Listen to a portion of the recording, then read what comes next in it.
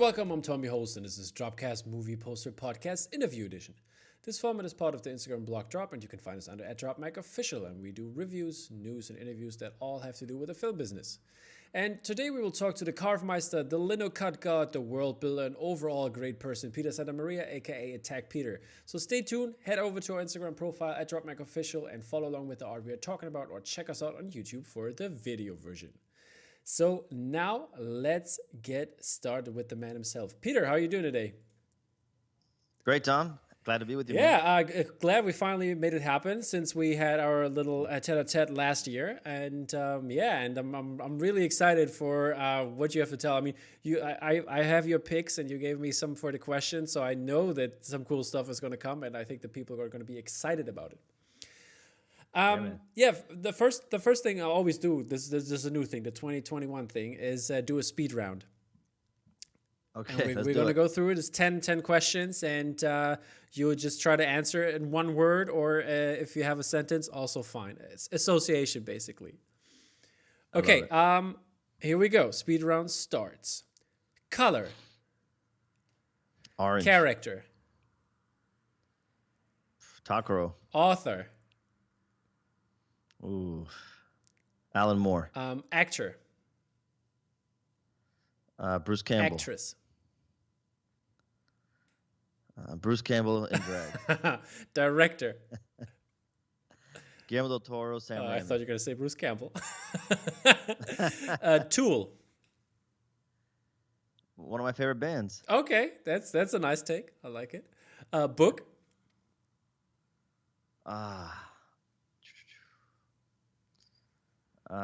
Actually, one of the books that I was just getting ready to reread is Eisner Miller. It's a long recorded conversation with Will Eisner and Frank Miller about their whole career. It's amazing. Sounds good.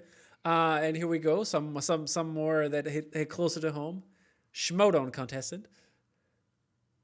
Oh, Dan Murrell. Okay. Oh, Dan Murrell. That's a good choice. I'm a Bibbs guy. Yeah. And last one. Favorite hat. Favorite hat. In fact, I loved all the hats that we've produced for our Attack Peter merch line, but one of the ones that I wear all the time is this hat by husband and wife duo. They started a company called Ape and Bird, and each one is a handmade hat. It's beautiful. They're pricey, but they're worth the price because I've never want to take it off. So is it the material love or this one. What is? Yeah, it's like the material to fit. I have a big head, and so I have to make sure the dad hat fits right and all that. And the ones that we sell for sure do that, thank God, or else I couldn't wear our own hats. But yeah. Either Attack Peter hats, obviously, or Ape and Bird. Is it a flex fit or what is it? Or the No, it's got a little snap thingy. It's got a little snappy. Oh, okay, those yeah. But each one is numbered and cool. They make them all by hand, and you can contact them, and they'll make something specific to your. I see. It's a 5-panel cap, yeah. Oh, okay. Yeah, that's it. 5-panel. You know more than I do about these things. Yeah, I used to work in a store where they sell those, so all cool. kinds of hats, sneakers and hats, and cool. some clothing, apparel stuff. I love it. But yeah, so let's jump into your art because I really like the speed round. But let's jump into your art. I'm going to take a little something from your way, from your stuff you're probably going to say in the interview as well away. And I always do also the 3 things that from the artist that I really like to know more about. And first off, I'm gonna go with your main man that I put on the cover. It is the daruma. Yes. So daruma is on, and tell us all about the project. I mean, you did it as a print, and now it turned into a vinyl toy, huh? Yeah, so for those who don't know about me and the work that I do, I primarily work in linoleum block prints. I'll do digital designs, and I'll do little illustrations here and there, but primarily I work in linoleum block printmaking. And if you're not familiar with that process, it basically entails me carving designs out of a material called linoleum, which is I have one here so you can see. This is a carved piece of linoleum of the daruma. There you go. And so it's like a leathery. Hold on a second. Did I lose you there? No, I'm still here, but the camera was gone for a sec. The camera, okay. So it's kind of like a leathery surface there, and I carve the image into that, and I roll ink on the carving and press the paper onto it, and it allows me to make prints. So I make, my prints that way. It's a little bit different from the prints that I've collected over the years and such. So, but the daruma is an image. Obviously didn't invent it. It's an Yeah. ancient design, and it has a lot of meaning behind it. But the meaning that I kind of take from it the most is the one of fortune, accountability, setting a goal, and having a reminder that you've promised the universe that you were going to achieve this goal. Mm-hmm. So the daruma, is essentially a figure who has lost his sight from meditating uh, for so long with his eyes open. So in exchange for him granting you the wish of your goal to be achieved, you fill in two eyes for him and give him his vision back. And that's just a cool Mm-hmm. legend that goes with, again, the theme of setting something for yourself to accomplish and achieving it, which has really been the path that I've been on for so many years, trying to make a career out of my art and creation. So when I had the opportunity to design my first toy, my first figure, with Skybound and Mighty Jacks, which, this wouldn't be possible without them supporting me on this. We said it has to be the Daruma because the Daruma embodies that whole quest from being a kid, loving the toys that I was playing with, like in a different way than I think even my friends loved the toys that we had. I always remember looking at these things and just being in awe of the engineering, the fact that someone got paid to do this, the fact that you can have an idea and then see it in real life. And I always set up my toys in such a way that I could admire them. I still do to this day. It's never been about like, playing with them like that. It's like really admiring them. So, it's hard to design and fabricate toys and figures as an independent artist, but I knew it was something I always wanted to get into. And I knew it might be challenging because my design language, the forms that I create, they're very 2D, they're very flat. And I knew it would take someone to really understand where I was coming Mm-hmm. from to work these into 3D objects. So the fact that we are a week away at this point, the time that we're recording this, from opening up pre-orders for the Daruma figure, the first Daruma Attack Peter vinyl figure, is so exciting, and it's really just a testament of Is following is it through going to on be that limited or quest. is it going to be It is super limited. We're gonna reveal the edition size on Friday as well. It's Friday from tonight being a or collector. next Friday? Oh, I'm sorry. Today Today's is Friday. the 12th. So yeah, a week from today. So June 19th. So I don't know when This this is airs, going to but air on Wednesday. So 2 days ah before. okay. So in 2 days from the time that you're watching this, on the Skybound YouTube channels, we're gonna have something called Skybound Mm-hmm. Expo, which is our company's way of like communicating like all of stuff that we're working on and doing, with the Yeah. fans out there. We're gonna be announcing the edition size and taking pre-orders, opening it up. It's gonna be very, very limited. I don't want to say exact number yet. Things always Mm-hmm. change, but I can tell you based on the stuff that I collect, this is super limited. Okay. Are we Yeah. three digits or 2 digits? No, I think we'll have three Okay, that's digits. good. Okay, because Yes. I'm excited for this stuff. Yeah. This is one of the I have to say it's very sad, but I still don't own to this day a Attack Peter print, which is very sad. We gotta But get you one. I definitely want one. I was looking at the what's it called, the sideshow one, the The Black Black Panther. Panther and the Iron Man just Yeah, came out. exactly. They're still available, people. So if you have a Yeah, chance, go yeah. grab them. I mean, this is the chance to get them. And I sadly didn't pull the trigger yet because I had a couple purchases I had to take care of. You're speaking to a Yeah. fellow collector, man. Like I get it, and I'm always. I think we have the. We'll probably have this in common. We're always number one trying to make sure we can cover the things that we have set out to get, but also a proper way to display Hmm. everything, and not to mention framing and all that kind of Yeah. stuff. So I'm with you, man.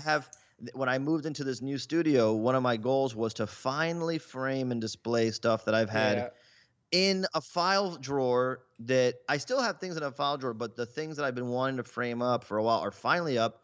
And it's just that, you don't want to just order and order and order and not be able to enjoy. Exactly. I'm Yeah, with you on that. and we're definitely going to take a look at your new office, which looks amazing, by the way, people. Ah, So yes. definitely something to look at it. And speaking of framing and stuff, I actually got like a couple hours ago, I just got 6 new 24 by 36 frames. So Oh, so you're ready to ready to rock. rock, ready to change up some styles.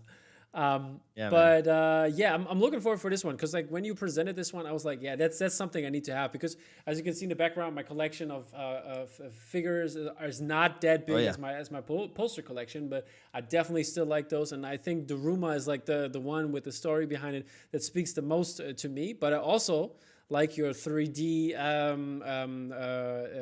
think it's a 3D print of your takora. Oh, yeah. So, the funny thing about that one is I did not design or even solicit this one. This was really great dude on the internet just sent it out pictures to me, and then I told him I'll pay you to ship it to me. I want one, and so we have one. The funny thing is, there's definitely plans to do some more Takoro stuff in the future. We just want to build it up the right way and make sure that when it launches just right, and it's a very broadly based launch. So there'll be a lot of more news on that this year, I can say. But the good thing about the Daruma, I think, is that, like you're saying, it kind of has this built-in, relatable meaning that is super positive, but also super individualized. Like it's gonna mean something to you, and that's gonna be different than what it means to me. And not only that, it's a great thing to when I learned about it, I loved it so much because like when I went to Japan last year. Wait, what year are we in? Oh, Jesus! In 2019, when I went to Japan with Gabby, it was exactly what I expected in the sense that there's a lot of introspection and reflection tied into great aesthetic. And that's not always the case in different cultures. Like there's a lot of great, history and lore in every Yeah. culture and a lot of similar themes, but the aesthetic and the form language is not always something that connects with you. But in Japan, it definitely does. I love the Daruma so much for that reason. And I also remember trying to get one before traveling to Yeah. Japan. It wasn't that easy years ago to get one. I had to get one there. So part of this is like, I'm going to make one. I'm going to use the little platform I have to talk about what it means. And hopefully, anybody who gets this knows it's not just like a collectible thing. It's something to remind you to stay on your game and get it done, whatever you're One of the after. things is also you have to do is either put the right pen with the same color in there or tell people which pen to get. Well, yeah, that's funny because people ask me, like, how am I ever going to color in the second eye? And I said, well, I thought about that. I thought about, should I send it with 2 blank eyes? Should I send it with 2 full eyes? What should I do here? I'm like, no, no, no. I'm going to send this with 1 eye, and it should be obvious that I don't expect anybody to color on their figure. Instead, leave it forever unfinished for the bigger goal of being the type of person who's always trying to achieve something else. And that's something that is different. It's bigger. It's more about you as a person and what's your personality, what's your makeup. Are you someone that's like, sets a goal, achieves it, and then sits back? Or are you like me where I'm like, I don't even know what happened yesterday. I'm thinking about what's tomorrow, a year from now, 10 years from now, and I never get that feeling of being satisfied because of that. So hopefully that Or communicates. do the stout way and send some stickers. You know about the Terminator I print, love right? it. No, I know. Because you can't. Terminator is like you can do everything except Arnie's likeness, and he sent a Oh, sticker so that basically you can like put on Arnie's face to have the likeness because sticker likeness is I not a love problem, it. That's right? funny. That's Yeah, brilliant. he's a very His stuff's creative great. guy. But yes, we Love just it. talked about Takoro because this would be my next one. I mean, we had Takoro on for the release podcast that we did together, Yeah. but I just want to delve into it for a little bit because like this is one of the stories, the story behind it, and like the idea what you're doing with it just speaks so much to me that it's like I don't know. It's like when I would reference something. I always say Attack Peter doing Takoro. This is a great idea for the community and how this all works. And I think the message should even though we repeat ourselves here, but let's do it again. Yeah. And so if you're talking about the art we've created, we so it's no if you know my work, I'm a big fan of giant Hmm. monsters and kaiju and all that kind of stuff. Yeah, I've kind of gotten associated with it more and more. Obviously, I think I did that to myself, which is fine. But as a kid, I always wanted to create my own world to play in. Hmm. My own monsters, my own characters, all that kind of stuff. And the funny thing is, as an adult, as a professional artist, I work with a lot of licensed IP. People know that I've done a lot of Godzilla prints that have been super successful, and the Marvel prints you were talking about. And then sometimes I want to do things that I can't get away with because it's not canon or it has to get approved and all Hmm. that. And I said, you know what? I'm just going to design my own world now and build it up little by little organically through the prints and see if I can get people to be excited about them just based on the design and the aesthetics, because you're not going to get an idea of the whole world from one print. Hmm. And I, always loved artists like Mobius, for example, where as a kid, I never, as a kid in the States, got a whole book of Hmm. Mobius comics, or it was so impossible to get that. And so I always appreciated Mobius out of context. And it gave me that sense of there's a bigger world in here, behind this panel, behind this artwork. And so I've always loved that phenomena that could be created from one image. And so the idea is, let me just start creating Takoro artwork that's kind of like little, I don't know, peeks into this universe and see how people Hmm. respond. People love Takoro. People loved the prints. And when we started, quarantining during the pandemic, I said, how am I going to take Takoro out to the world? We're going to have to do some fun stuff. And that's really the genesis of the YouTube show that we Yeah. started. Was this is a way to communicate, to broadcast, to share, and in a more visceral way than just posting, on social media. And so eventually got to the point where we designed an entire Takaro poster with the community. That means everything from designing a new monster for Takaro to battle, coming up with the composition and the Hmm. arrangement of the artwork together. We went over different ones. To be honest with you, I put a bunch of stuff on the board and I said, "What do you guys like here? Like, is what draws your attention?" And they were all little thumbnails. They would pick one, and then we would develop it together. And a lot of ideas came from the live chat on YouTube and everything, even including the name of the monster, Shiga, Hmm. the giant moth. That was a suggestion from one of our regulars in the chat, Colt. And so I love that. It's like it just charges up the image in a way like you described. It's artwork. There's a million fantastic artists out there that are always going to be creating Hmm. something new and exciting and mind shattering. How do I even argue for a second of your time when you could be looking at everybody Yeah. else's work? So I always try to think about, how do I bring more value? How do I connect in a certain way that I feel comfortable doing? And Takaro is really going to be, when all said and done, an IP built through the fan community, where we kind of create this together. It's something I would have killed for as Yeah. a kid. Of course. If I could have sat in on a meeting with Peter Laird and Kevin Eastman, and while they were designing, new mutants for the Ninja Turtles to fight, or if I could have been in the room while they were talking about new video games, and oh my Yeah, god. man. So I'm not even comparing myself to that, but I'm just saying that that is not a common experience for people who aren't artists. Yeah. And so if I can open the doors a little bit and let people in on that, I think it's so much fun, and I'm grateful for the I have to experience. say, I don't know if you've seen it, but I stole your idea a little bit here. Um, Oh, I hope so. and Let's see it. it's not me doing the artwork though, but it's Matt Griffin. I don't know. He did a Dune piece for Bottleneck lately. I don't know if you've seen it. Is it the Jaws one? No, no, no, no, no. It's No. the that's Flory. But Matt Griffin Oh, did okay. the Dune one where you can see like the ships and the worm and stuff like that, and he did like a great alien piece also for Bottleneck. But yeah, Matt.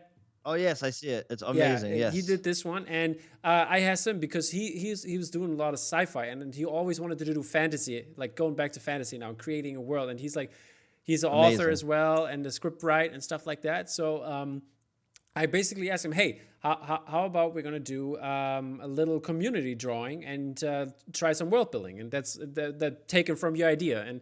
And so we started this. The first episode is out. It's called Goblin. It's That's called awesome. Goblin Spit. That's the working title for now.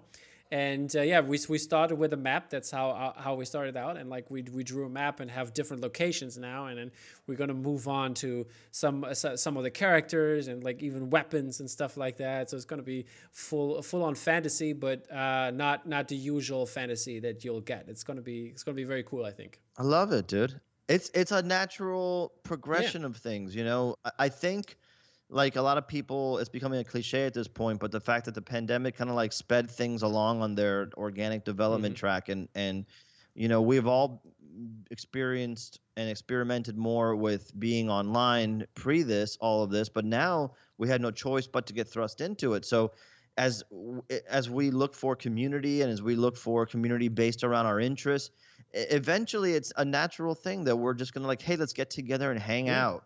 And then what's going to be the theme of the hangout? Like, why are we hanging out? You know, you could have a Zoom hangout, a Zoom happy hour with your company and your friends.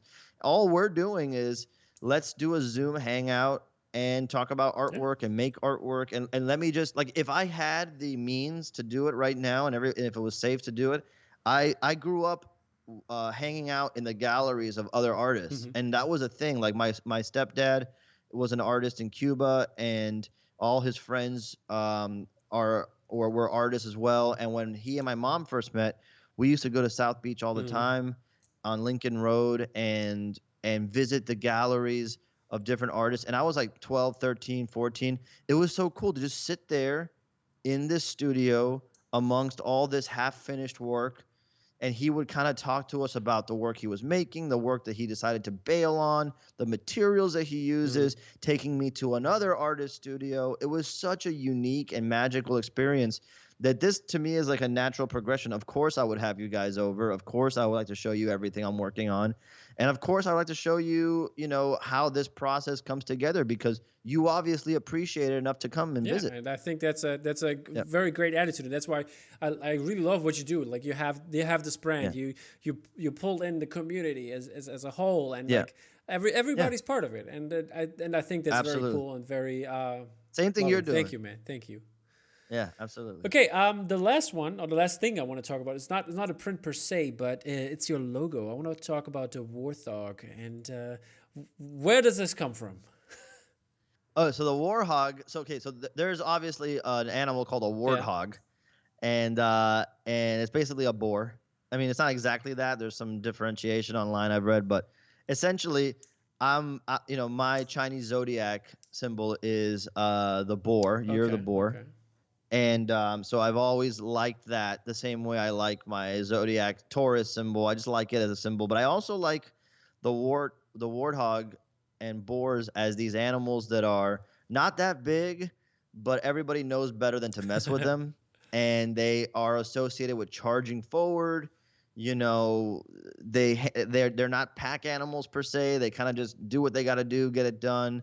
They're not like outwardly aggressive, trying to like, you know, they're not predators per Mhm. se, but they're just, you know, headstrong going forward. And I just loved all of that. And then being a fan of tattoo culture and tattoo artwork, you see certain animals get used often, symbolically, and I always saw boars and warthogs and wild pigs designed, and I thought, man, it is such a cool animal when it's like designed in a way to be kind of tough and encapsulate that. So when we were coming up with logos and images, I had designed this, you know, maybe in 2018 Mhm. sometime as my logo to make my next sticker and all that. And by the time I was going to do it, I had joined up with Skybound. And so we just decided we're going to launch something. I can't think of anybody who's used this except for, of course, the lunch meat company Boar's Head. I don't know if Yeah. you have that in Germany, but in the States, there's a pretty big company that sells deli meat, like cold cuts and Yeah. turkey slices and all that. And it's called Boar's Head. But in the pop culture world, there's no one using that logo. So I said, let's take the hog, and instead of calling it a warthog or a boar or whatever, let's, you know, come up with something different. I said, just drop the T. It's a war hog. So it's like the pig that goes to war, and it's just like how I like to think about my challenges. Like I feel like I'm going into battle against Mm-hmm. myself in sense of against my desire to get complacent, against my own insecurities, against the idea that I'm not good enough for this, or no one's gonna dig this. Against all that, I'm going into Mm. battle to try to make the best artwork I can. And again, I just like to communicate that energy because I taught for 13 years. I taught like all age kids for Mm. 13 years and taught art, everything from kindergarten all the way up to the university level graduate students. And the common theme that I found amongst most students who really enjoyed what they were doing and they were passionate about it is they just didn't think it was worth the time and effort to pursue this because no one's going to really like what they're doing. They're not going to make any money off it. They're not going to be able to Mm-hmm. survive off of it. It's all these things that were in their head that probably come from a good place when their parents or elders put these ideas in their head, but it definitely becomes that you are your own worst enemy and you block yourself from any chance of Mm-hmm. success. So the idea of pushing Yeah. through, Always challenging attacking, that, huh? always attacking. That's it. Is it did you come up with the name at the same time then, or?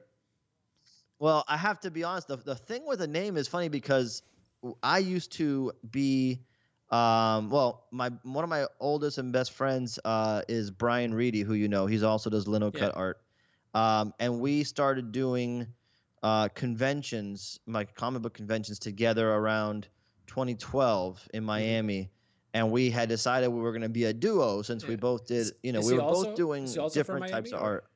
Okay. Yeah, yeah, he's actually lives down the street from me. That's It's funny. funny. Yeah. It was funny. We were both teachers. We both met teaching, and Right.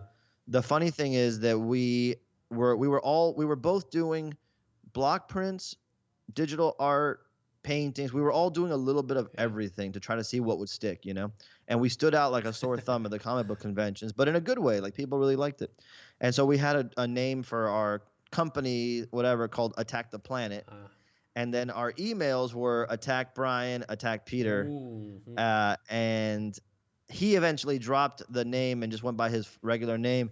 My name is so long, Peter Santa Maria. It never fit on anything. And there was somebody who took the name. There's an actual Peter Santa Maria on Instagram somewhere. So I just kept Attack Peter on, and it just kind of morphed into this thing that you were just describing. This idea that it should really be, instead of Attack Peter, which is like a invitation to inflict violence Mhm. upon me, it's like it should be attack, comma, Mhm. Peter. Like go get it, get Yeah. after it. You know what I mean? So it kind of just stuck for that That's reason. great. Yeah. Alrighty. So we heard a lot of stuff about you, but I want to get into the before you were a teacher, before you Yes. did all of this. So tell us a little Yeah. something about yourself. How did you all start out? How did you get into this? So the funny thing is, for most of my life as a kid, I was actually more drawn to being a musician Mm. and being in a band, and I always wanted to play music, and I loved artwork, but I kind of didn't really have much of a in-depth training for most of my youth, so I didn't really know what I could do or that I could do anything in this. I just appreciated it from afar. And I was in a band called Twice the Sun, Yeah. and at 19 years old or 18 years old, I got a record deal with Roadrunner Okay. Records, That's a and beautiful photo I got from you, right? there is a photo there that shows how I I'm looked gonna in show those days. that. Yeah, with the big red hair. Go for it. and and so I got a record deal, and everything was great. We were recording in a big studio in Miami, like next to Whitney Houston on one side of Hmm. us, and the Bone Thugs and Harmony on the other side of us, and it was amazing. It was too much for a kid, but eventually, long story short, one member of the band decided to quit right as we were about to embark on like some big things, and it really made me realize that I can't build my career around other creatives and eccentric personalities because they're not going to always be stable at the same time as I need them to be. And, whereas I have a lot of creativity and a lot of that side of me, I'm also a very logical and business minded Hmm. person. So after that, I decided at like 20 years old or 21, no, 20 years old, to go back to school and study art. And I just I get obsessed with whatever I do. So I was like, one of the worst people in the class at drawing and painting, but I would always find out who the best one was, and I would sit behind them and watch what they do and study and get my fundamentals. And eventually I started understanding, the fundamentals of drawing and painting and all that. But again, I have no idea what I'm doing, what I'm going to do with it. There's no Mhm. career in mind. Miami, everybody always told me you have to leave Miami if you want to be a Yeah, a successful artist. There's no successful artists in quick question. Miami. Is that something you did in your when you were younger, when youth, that you liked art, or how did you get it? Oh, I always drew. Okay. I've been drawing monsters. In fact, somewhere I gotta find it. There's like an early Yeah. drawing that I did that looks kind of like it belongs with what I'm doing Okay. now. But I've always drawn like Ninja Turtles and Ghostbusters and Batman Okay. and Okay. and oh my God, I love drawing always, always, always. But it was always like a kid, like a fun. I drew all the time up to like seventh or eighth grade, and then high school I just focused on being in a Mm. band. And I have this type of personality where I can only really focus on one thing, and I just go 1,000%, Yeah.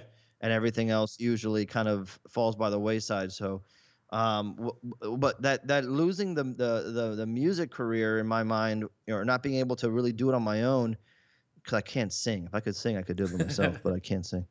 But it made me realize that my love for art, was kind of like being reinvigorated. In fact, what happened was, this is important. I went to go see Bruce Campbell at an autograph signing in Orlando, Bruce Campbell.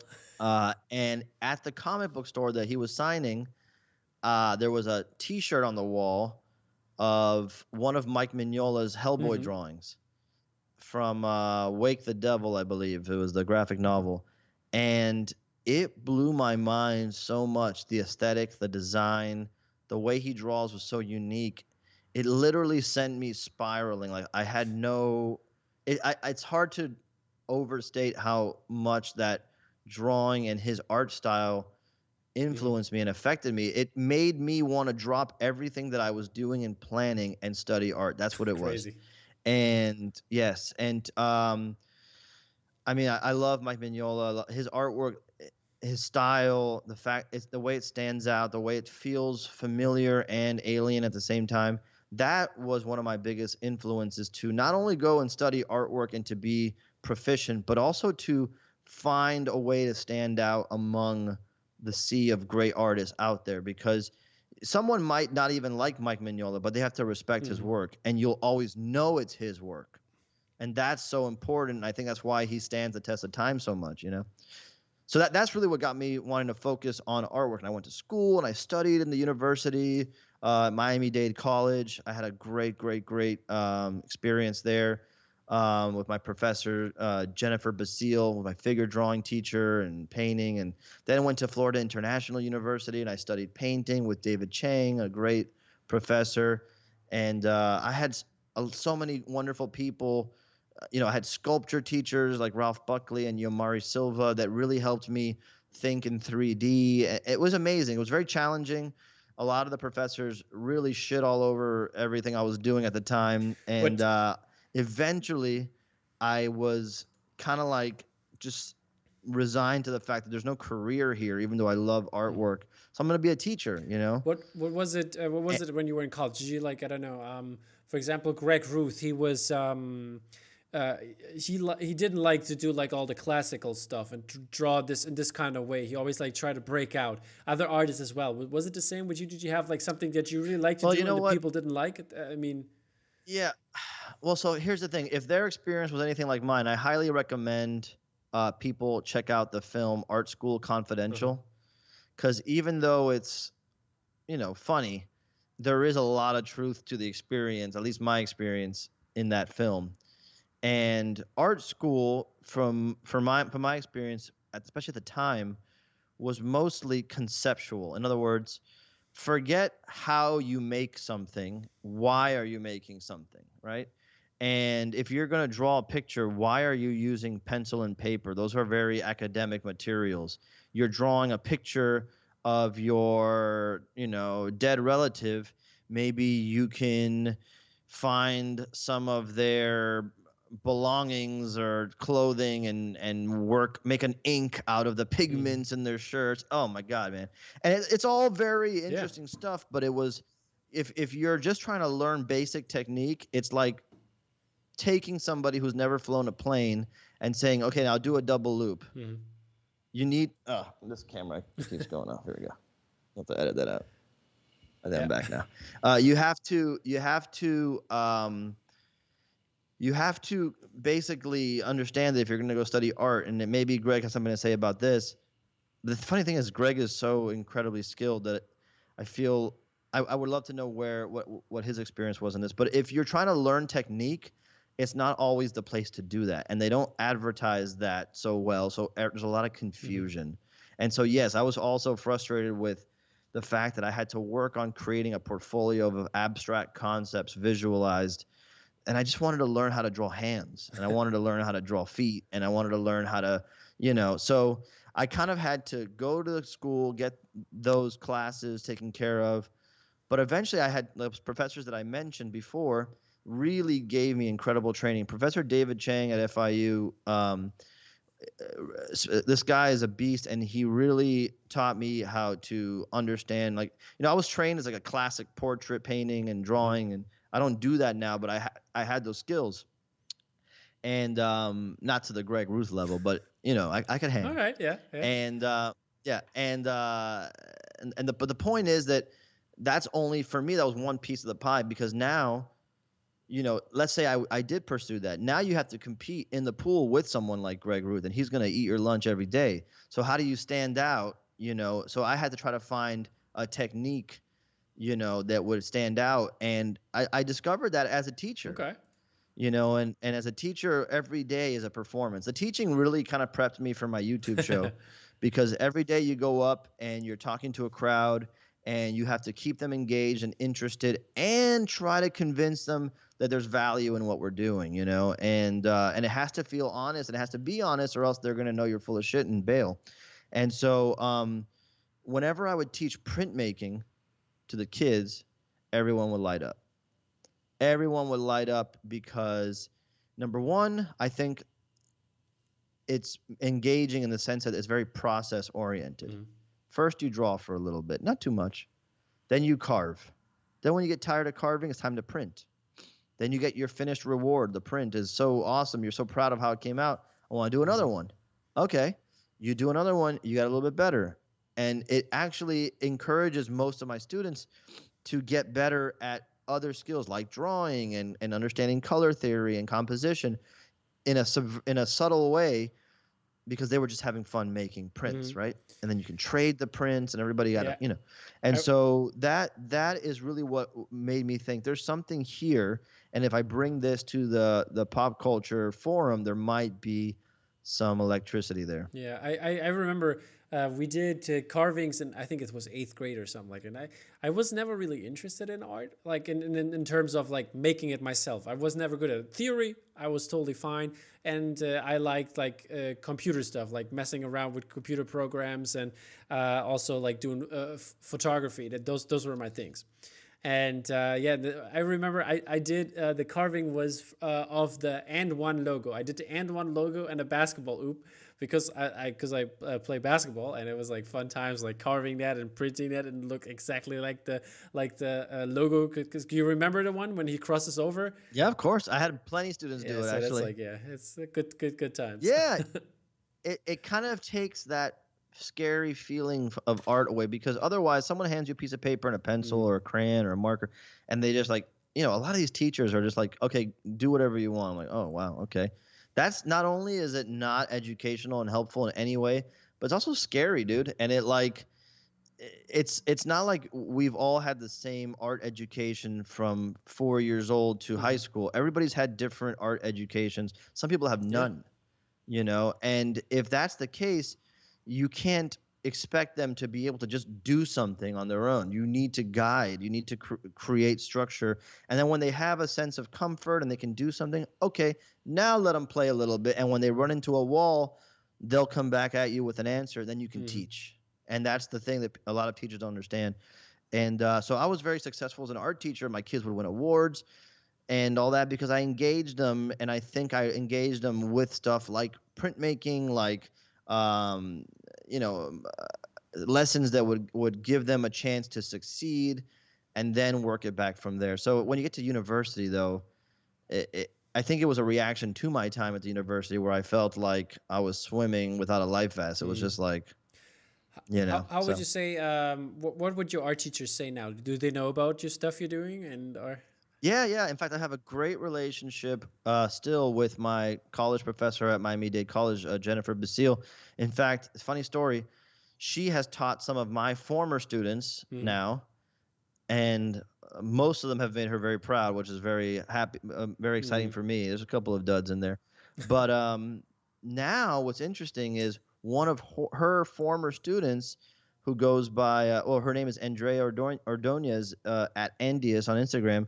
She's a printmaker now, and she was recommended to me by my former professor when I said, "Hey, I need some printing help because I can't keep up with all the orders." mm, And so Andrea helps me with my prints to get them out, and now has her own business that she sweet. started. And so there's like a little legacy there, like a little lineage of my professor taught Mm. me, taught someone else. We work together. It's awesome. So printmaking is like that. You have a lot of collaboration, a lot of help. It's an interesting like circle of people there. So yeah, I'm proud that I can make them proud, which is That's really great. great. Yeah, this is kind of like I have this one student.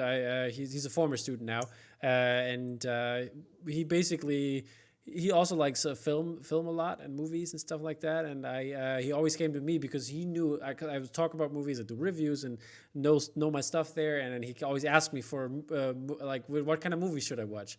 And then at some point he became an actor, and now he's, Oh, cool. I think, in March, if everything works out well and the cinemas open here again in Germany, his movie will debut. It's a big feature film from the Amazing. Warner Brothers, and like, yeah, so it's like really cool to see him. Like, I inspired him in some way, but we still talk. So we always like it's always a That's back and excellent. forth, and doing this movie thing, helping him out there. Dude, it's what we were talking about earlier on, is that we're foolish to think that this is not a big community Mm, globally, and all the things that you put out, besides the fact that, any negative energy is very hurtful, obviously, but not putting out positive mm, energy is wasteful because you affect way more people than you think. And even though, so there are days when I'm not feeling as excited and energetic and radiant as as I would like to feel. But sometimes as a teacher, especially, I would just fake it today, man, because they're gonna need some of yeah, this, and you never know, man. You never know who you're gonna help push to the next level. And am so grateful, so grateful for all the mentors I've had along the way. Of course, my yeah. parents, my mom and dad always supported all my creative endeavors, and I was a weird pain in the ass growing up, and they still, you know, and then I had professors who, like I said, encouraged me. But then, people even now, I've had the great fortune of meeting folks like Brian Ewing and James Mm-hmm. Groman, who were so helpful when I was trying to figure out how to take Attack Peter from being kind of like this small little thing to being on a bigger platform.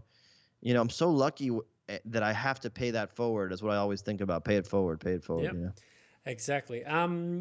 What else? What else I wanted to know was, like, how did you start out? What was your first kind of print you did back in the days? Is there something specific you'd like to work on, or? Well, yeah. So funny thing is, I sent you a few things there, but some of the art slides that I sent you were actually paintings because originally I was doing maybe more painting than printmaking.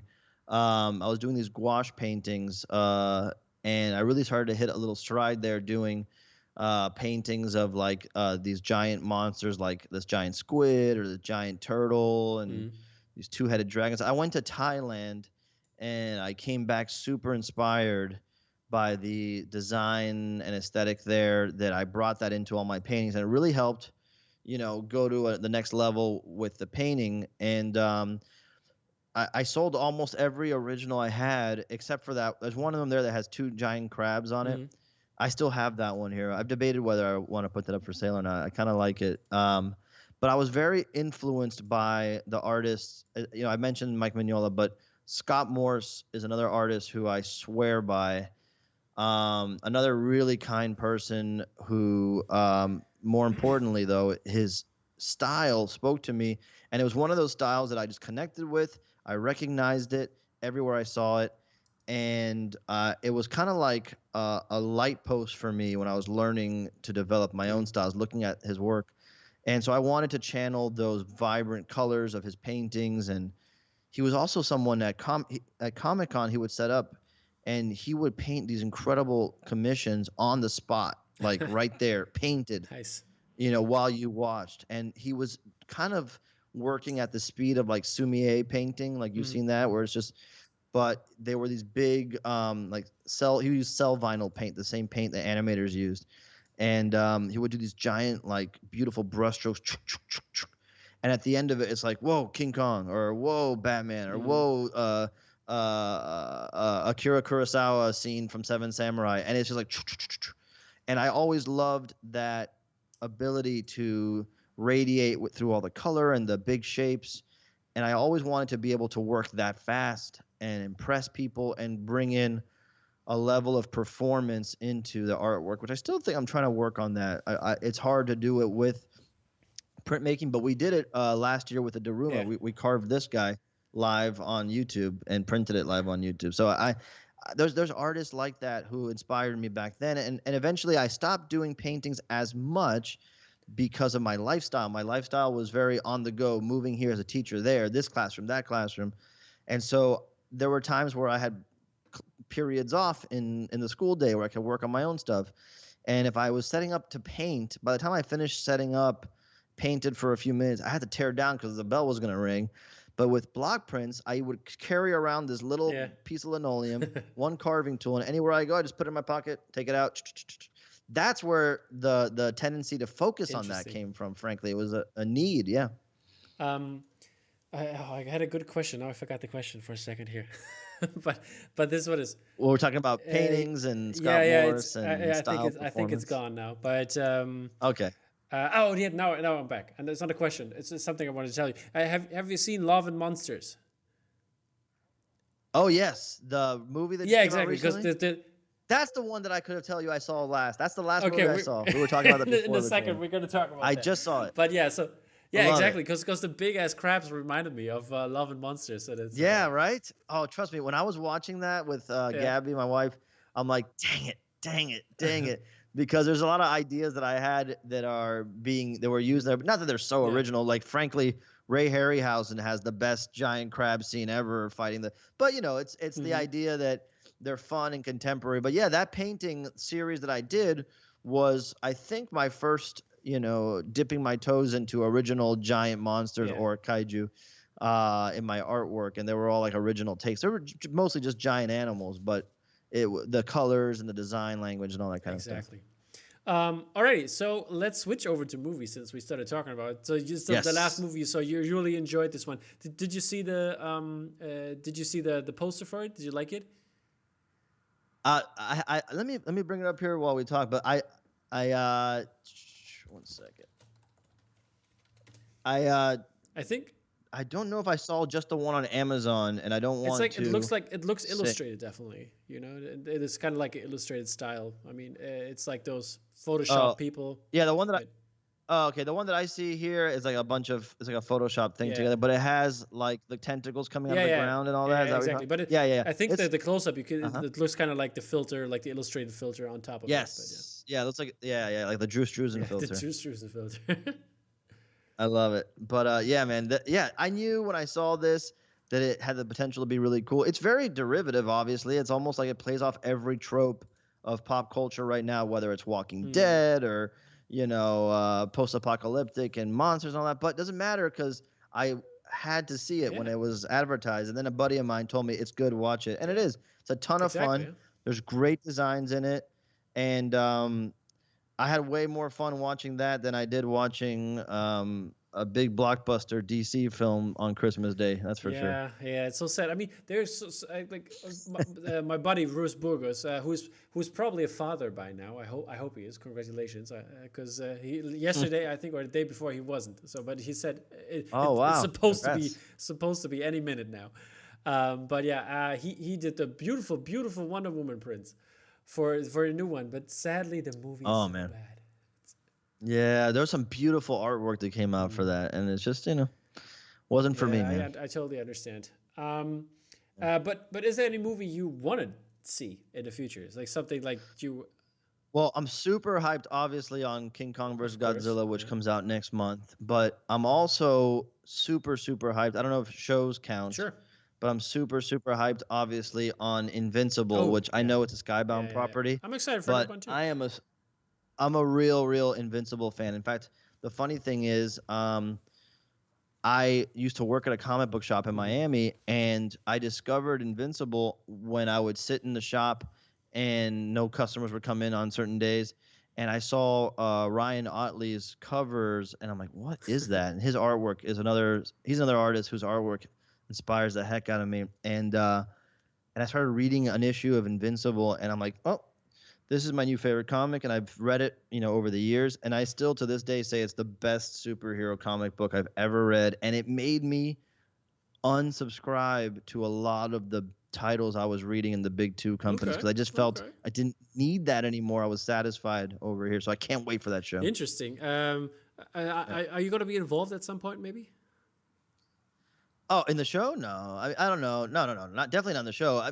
Maybe I'll get a chance in the future to do Yeah, something. no. So do a print. But Do an Invincible Attack Peter print. oh yeah, I would love to do it. The thing is that what's great about Skybound is that it really is a company where all the creators are respected to the point where the creators have the say in what gets done and what doesn't Mhm. get done. So like just because there's a great artist out there doesn't mean they have and they work with Skybound all the time doesn't mean that they can just make a Takoro print. I have to Mhm. okay it, which is really cool. Like they don't have to do that. They could just say, "Oh, we're gonna have so and so work on Takuro," and I'd be like, But so that all that is to say that when the time comes when maybe my schedule opens up enough and Robert Kirkman gets a chance to look at some sketches or something like that, then we'll sit down and talk about it. I would love to Mhm. do it. I'm a huge fan. I love Battle Beast, my favorite Great. character. There you go. Mr. Kirkman, please listen.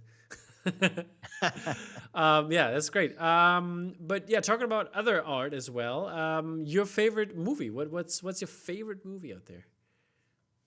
I have a lot of favorite movies, but the one that I consistently Mhm. go back to is a toss-up between it's whichever one of these two films I watched last. It's either Evil Dead 2 or Army of Darkness. Evil Dead 2 or And Army of so Darkness. whichever one I watched more recently is my favorite movie because I can't pick between those two.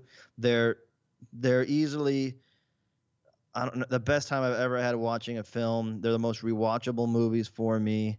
Army of Darkness is probably more rewatchable than Evil Dead Mhm. 2, but every Halloween I gotta watch Evil Dead 2 at least once, and Army of Darkness I'll watch throughout the year. I just love Bruce Campbell. I love Sam Raimi. I saw Army of Darkness in the theater, and I just thought, what is this genre of like funny horror, man? It was the best. And by the way, when I watched Evil Dead 2 the Mhm. first time, that was cutting edge gore and horror. This is before Walking Dead was on TV, and so it's hard to like kind of like explain that now to people that was a cutting edge genre Yeah. mashup of humor and gore. And how do you like the regular posters for these? The funny thing is the Evil Dead 2 poster I have like a soft spot in my heart because it was the one that I always saw on the VHS Yeah. Okay. rental at the local Blockbuster. But I loved there is a painted Evil Dead 2 poster out there. I don't know how official. I mean, it was the DVD release and it's like a horizontal Yeah. image. I love that one, but the best poster from that series is the special edition painted Army of Darkness poster, and I don't even know who did it. I never took the time to see who did it, but it makes Ash look like Yeah. Yeah. Yeah. He-Man, and it makes Evil Ash look like Skeletor. And I love that. It could be right. It looks like it could be Drew Struzan, right? I don't know if it actually is or not, Could be. but it's a beautiful poster, and it like makes the film look way more serious than it Yeah. is, W- which is would you like funny. to do a movie poster for this one? Of course, dude. In a second, I don't usually like to do likenesses because I feel like it's not worth the effort Mhm. that you have put into it. But if I could Yeah. stylize it, I would jump at the chance to do it. Like I would love to do something with I would love to do Army of Darkness, the Skeleton Army, Evil Ash, the Hmm. Necronomicon. I I mean, love it, dude. or if you It's don't like legit. likenesses, you can also do concept work. I don't know if you've seen the Lord of the Rings by Doley, where he put like the ring on top of it, like with a gold foil, and then the shadow cast the Yeah, yeah, yeah. I would have to do something with like some of the monsters, like the Pit Witch. I love the Pit Witch in yeah. Army of Darkness. I just love the chainsaw. I've always wished there was a. I mean, I love Ash versus Evil Dead the show. I always wish there was an opportunity for the chainsaw to get possessed Hmm. by the Hmm. Necronomicon, so that you could have like a demonic Yeah. chainsaw. Like that would be cool. All right. Yeah. Speaking of posters, are there any like other posters you really dig right now? Some by other artists Okay. or? Yes. Yes. And I sent some of them Mhm. to you so we could put them up. I want to make sure I'm referring to the right ones here. But most recently, I in my when I got to hang up the posters in my studio, I hung up my Brian Ewing Creature from the Black Lagoon, which I think is just iconic. Uh, He's got an awesome series with Universal monsters like is that Frankenstein and Bride of is that the Frankenstein. GIF you sent me? Is it this one? Oh, I think it is a Yeah. gift, the one that I send you, right? It kind of like I don't. Yeah, yeah, yeah. Yeah. Brian It's got Ewing, like the right? hip. That's the one. Yeah, he's amazing. He's done it. He's an amazingly prolific artist who's worked with the Yeah. Misfits and all these rock bands and over time. There's also that new Tom Whalen Invasion of the Astro Hmm. Monster that I'm obsessed with. I have that framed up in my studio. It's outstanding. Um, and then there's also from the ones that I sent you that I wanted to point out. Let me see here. I want to make sure I don't miss something. One of my favorite posters is that Mike Mignola Pan's Yeah. Labyrinth One second. I'm just gonna poster. pull up for the people the Yeah, Astro you tell Monster me. just for them to see. Oh yeah, yeah. Show that one. Invade.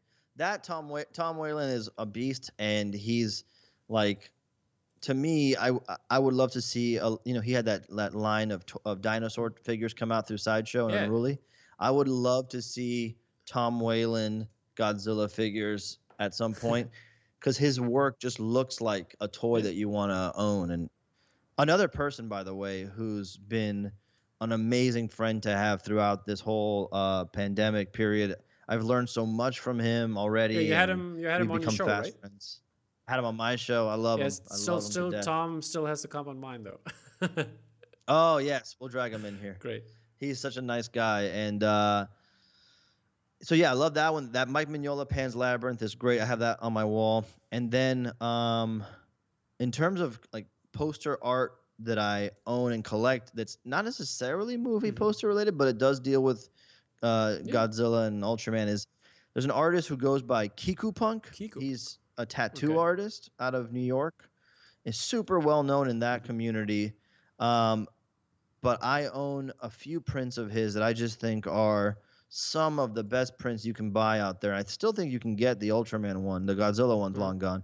But he does these like Japanese tattoo style bodysuit Yeah, I designs. think I got it. Yeah, for the like basically you can put on for the Yakuza style, like the Yakuza Yes, yeah, tattoos. yeah. Yeah, and he does kaiju tattoos all the time, and what's great about him is he just freehand draws them first with marker on your body, then he Oh tattoos my over god, it. that's It's really crazy. awesome. Yeah. But these are just beautiful pieces of art in their own right. There's the Godzilla one that I love that's got, all the Ghidorah and Hmm. Mothra, Hydra and Gearus, Jet Jaguar, even Minya Love and also the Guy. Yeah, colors. It's like I don't know, that must be right. amazing tattoo. Would especially go on my pale body. Would work really fine. Yeah, you're the perfect canvas, man. And so then the Ultraman one I have as well. It's a similar Hmm. composition. And I just love these. They're so the apex of Yeah. two worlds that I really love, and I can't shout him out enough. If you're not, he doesn't need my help promoting him, but if you don't know his work, check Yeah. him out online, Kiku Uh, Punk. I'm actually wearing his yeah. Oh, shirt. cool. There you Something, go. I just wanted to ask, do you have a tattoo by Kiko Punk? I don't, and I can't wait to go back. In fact, in New York, in Brooklyn, which is where they Hmm. tattoo, there's a shop where he and another artist who goes by Henbo Henning Yeah. both tattoo out of, and their work to me is like some of the best out there right now. Okay. soon as I can get on a plane and get out there, I'm gonna go and get tattooed by those guys because I love their work. There you go. Fantastic stuff. I'm gonna Kiko Punk. I'm gonna tag you and Hembo as well. So tag Peter. He's coming. Yeah, do it. They're good. Yeah, they're great. Okay. They're great. Anything else you have, or that's it? On my walls, I have a lot of original comic book art. There you go. I hadn't sent you any pictures of that, but I do collect. I did collect. I have 3 or 4 pages of original Eric Powell art from the Goon. So if you're familiar with that comic, I have some old stuff. I have an original Mike Mignola somebody drawing. did a Goon. You did. I did a Goon. I did a Goon, and he was great. It's funny.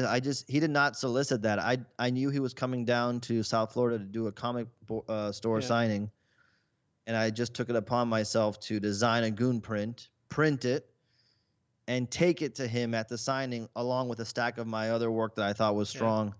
And I said, hey, this is what I do. They're all block prints, and this is a Goon version. He loved it. He goes like, oh, let's sell these at Comic-Con this year. So it was awesome. So now it's official Goon merchandise out there. So that was amazing. He's another one of my favorite artists growing up.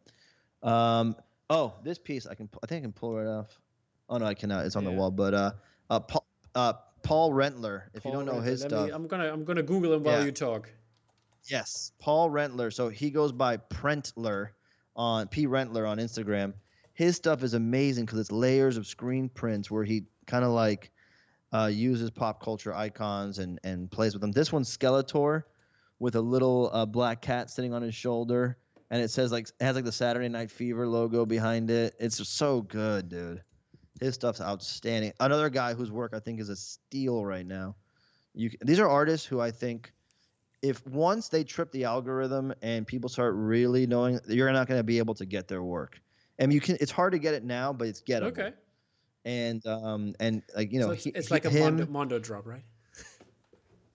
It isn't yet because it is in the sense that he does not make very many of anything, and you have to like catch him when he's making stuff, and like I had to like basically get on a list and all that. This is one of my favorite pieces of artwork. It just shines on the wall, and the photos online don't even do it justice. Someone else let's see what I got. I got an original Mike Mignola drawing. The Ferguson behind you, the Matt Ferguson. At the Ferguson, shout out Colt who sent me this. I love it. I have to have the Japanese version. Yeah, I had it for a long time. I had the Japanese version up, the black and white one. That's beautiful. Really but I got from him. I got an original one sheet, signed one sheet. I got it in a light box, and it's like over there. But that's cool. It's a really nice piece. Yeah, man. It's really cool to like be able to collect this stuff, but then it's even better when you know something about the artist, in my opinion. Once I started doing conventions, I started getting so much artwork. Like people would give me stuff or print trades and all that. And eventually I started to, people usually have a theme that they use to collect, or they limit themselves to this or that or whatever.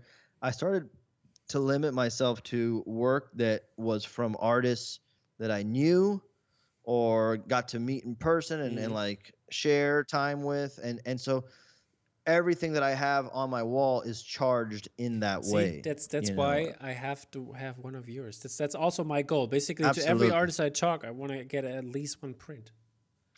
That's it. You got to get you one. Thank you. Got to get you one. The funny thing with those, you mentioned those sideshow prints. Those prints, I think when they sell out on, they haven't sold out yet, right? When they sell out on, I think that they're not as known for their prints. Yeah, I think that's Mondo, true. But exactly, if you put them on Mondo or Bottleneck or wherever, they would have been sold out in seconds. Yeah, and they have so much incredible stuff that they drop on the daily. Like if you follow their Instagram, it's like, oh my god. And by the way, they're the first company that took a chance on my work to put it in an official capacity. They're the ones. I rewatched parts of the interview you did with them. So. Oh, okay. So I was in the back of Designer Con, and they came and found me, and they said, "Do you want to work together?" And they put my Spider-Man print officially licensed by Marvel and put it out there, and that gave me credibility to do everything else. So I can, eternally grateful for them. But they're mostly known for their 3D stuff, although their print side is getting bigger and bigger and bigger. I do think, though, that's going to sell out pretty soon. And then when I launch the APs I have, it'll be the same thing. People will be like, "Oh, you only have so many APs. Mm. I can't get one. It's too hard to get Right? one. FOMO, all this." And I'm gonna be like, "Dude," because the same thing happened with the Ninja Yeah, it Turtles. did. Okay. The Ninja Turtles now, people DM me daily to get those, and they did not sell out on day one. They did not. They Mm. lasted for about 2 weeks, and but the APs were gone Yeah. like that, and now everybody's like, trying to pay $400, $500 from it. I'm like, you had a It's a chance. chance. It's all That's good. right. But yeah, I mean that's the business, I guess. A lot of like when it comes to like poster collecting and stuff like that, it's always hard to acquire everything. I mean, There's a lot of yeah. stuff out there. It's impossible, and I always speak from the perspective of an artist, but also as a collector, so I get it. And nothing that I make is an essential good to anybody. Yeah. Nobody needs what I make. If it's a luxury item, hopefully it makes your life better. The way I feel about the artwork that I have on my wall, I value it very highly.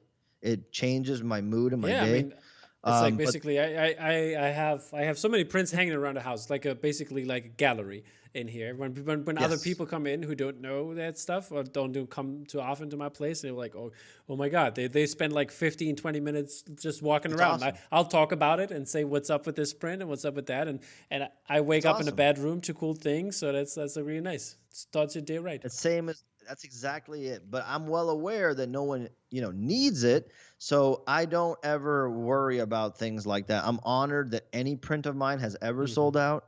It blows my mind when things sell out in, less than a minute.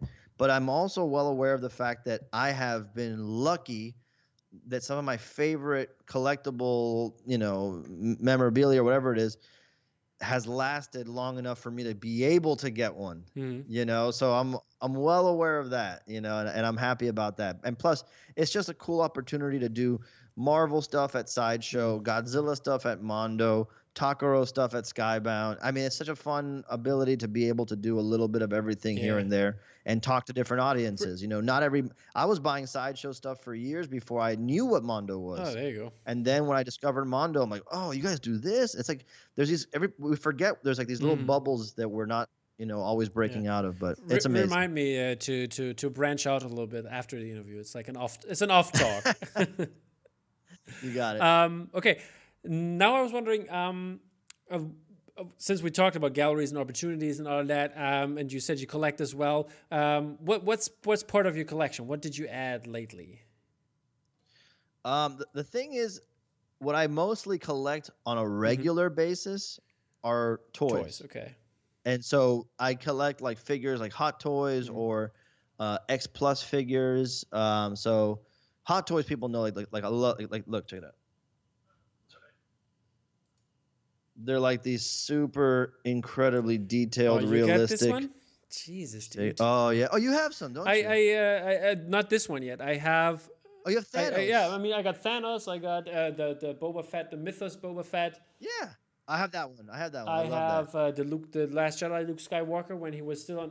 Me too. on Dude. I think that's one of the most underrated figures I love this ever one. made. It goes so perfect with the Obi-Wan mythos. It's amazing. So yeah, like I love that kind of stuff, and because I don't know, I think because I don't make a lot of 3D stuff, it really feels new, foreign, and like a puzzle that I have to solve when I see it. And this Grogu, I love so much. Got the Grogu also, yeah. I have to say it's gonna be a little bit blasphemy right here, but I've seen the Adam Savage stuff and some other cool stuff where people take like I don't know, this certain kind of doll and make this sideshow one posable.